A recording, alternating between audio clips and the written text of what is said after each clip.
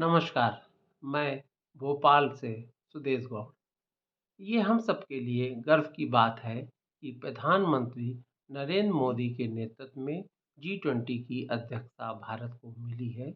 G20 महत्वपूर्ण देशों का समूह है जिसमें भारत, चीन, जापान, इटली, रूस जैसे 20 देश शामिल हैं।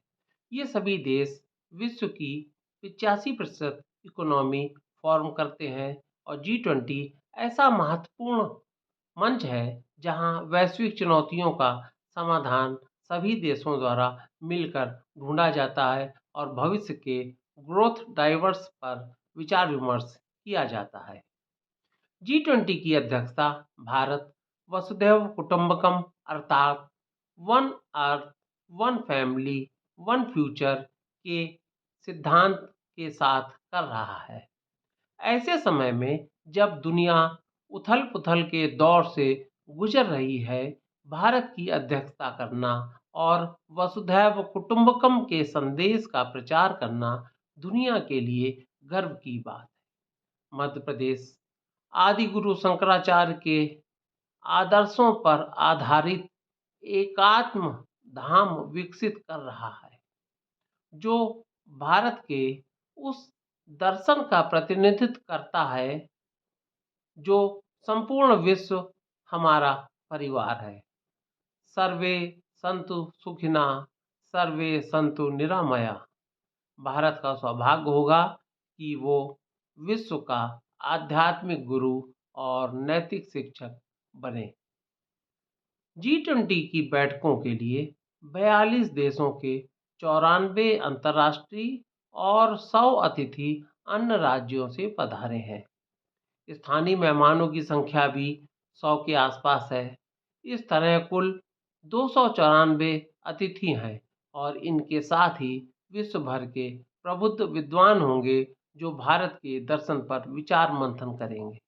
भारत ने जी20 के लिए अपनी प्राथमिकताओं में प्रौद्योगिकी और digital public infrastructure, women lead development, fast track progress on health and education, environment and green development एवं इंक्लूसिव एंड सस्टेनेबल ग्रोथ को समाहित किया है। विकास में तेजी लाने के लिए स्वास्थ्य, शिक्षा, बुनियादी ढांचे और डिजिटल सार्वजनिक बुनियादी ढांचे की पहचान करना, उनके लिए पर्याप्त वित्त की व्यवस्था करना। इन क्षेत्रों में विकास के लिए पर्याप्त मात्रा में वित्त की व्यवस्था और अन्य क्षेत्रों से साझेदारी बनाने की आवश्यकता है। भारत विश्व को वास्तविक लोकतंत्र का स्वरूप बताएगा, साथ ही इतने बड़े देश में कैसे घर घर तक प्रधानमंत्री मोदी ने डिजिटल कनेक्ट के माध्यम से सुविधाएं सुनिश्चित की हैं, विश्व पटल पर बताया और दिखाया जाएगा। जी20 में देश अपने त्यौहार, कला और संस्कृति को प्रदर्शित करेगा, जिसमें मध्य प्रदेश की अहम भूमिका होगी। हमारे खजुराहो डांस फेस्टिवल के साथ साथ जी20 की बैठकें सुनिश्चित की गई हैं ताकि दुनिया हमारी कला और संस्कृति के साथ साथ जी20 के मुद्दों पर विचार विमर्श करे। इसके अलावा इंदौर में G20 empower summit, science 20 summit और इन्वायरमेंट वर्किंग ग्रुप आदि की बैठकें भी आयोजित की जाएंगी। डिजिटल इकोनॉमी की दिशा में सार्वजनिक बुनियादी ढांचे पर ध्यान देना आवश्यक है।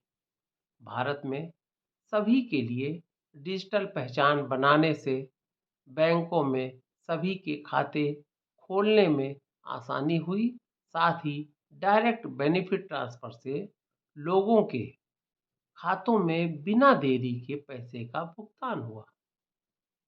डायरेक्ट बेनिफिट ट्रांसफर के माध्यम से देश के बड़े हिस्से को गरीबी दूर करने की दिशा में हम कामयाब रहे। प्रधानमंत्री मोदी ने जी20 में जन भागीदारी के लिए आह्वान किया है, जिसके तहत यूथ को जोड़कर G20 पर परिचर्चा और अकादमिक संस्थाओं में संगोष्ठियां की जा रही हैं, जिससे सभी के विचार पटल विश्व पर लाए जा सके।